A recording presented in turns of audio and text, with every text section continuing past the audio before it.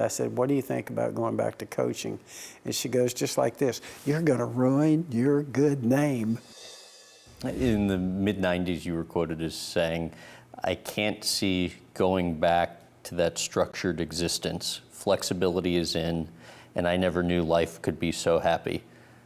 In regards to if you'd ever go back to coach again. Oh, yeah. What changed? I think a lot changed. It was 11 years. We were totally focused on the race team. JD was running the race team. Everything was going great. He was the president, and everything had gone good there. Coy, and coming out of school, at first worked in racing and everything, but then said, Dad, I'd like to, he said he would like to go maybe coach. I think Coy would make a great coach. So he was thinking about going back into coaching. And that kind of indirectly nudged you? So that kind of nudged me along.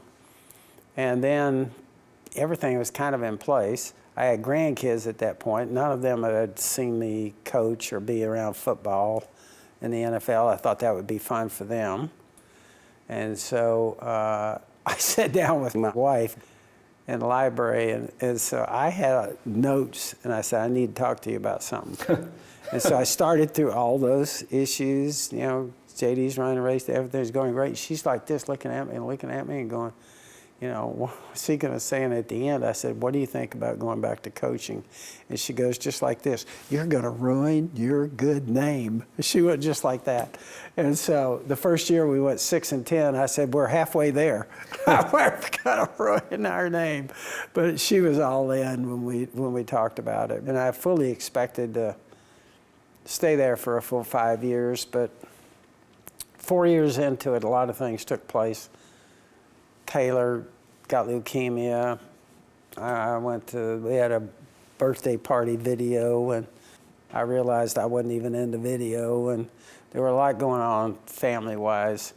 And so, I went 4 years, and I said, hey, Dan, I think I need to go back. When you came into the job, you were the 5th head coach in 5 years. How did owner Dan Snyder recruit you? No, he didn't. It was more me. When I made up my mind, I kind of sent word through somebody to him and said, there may be something I would consider. And so met with him, and we talked over everything from, picking players to how would we go about, how would it be organized and everything. We had 2 big meetings. And I think it became obvious to me. I said, hey, look, I think Dan is somebody that will, as an owner, support me and give me everything. And that's exactly what happened when we were there. How did the challenge of coming back compare to what you would have expected? I think everybody, they kind of asked me, what do you think's changed in the NFL? And so I told them everything. I felt like everything's changed with the exception of one thing, human nature. People never change. 2,000 years ago, the same things that encouraged us, discouraged us, are going to be the same things today.